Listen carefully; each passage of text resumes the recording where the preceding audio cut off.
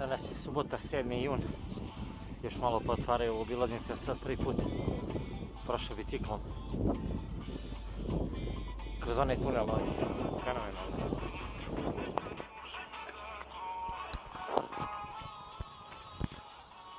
Još malo pa je puštaju.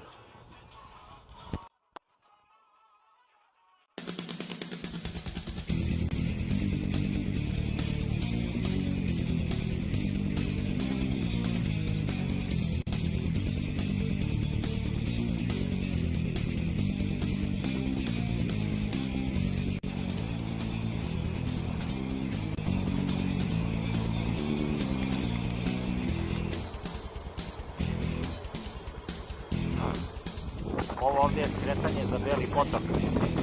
Ja sam preključe, možda naključe išao na Avalu i tu da sam dole mogao da prođem. Evo sad su zatvorili to ogradom.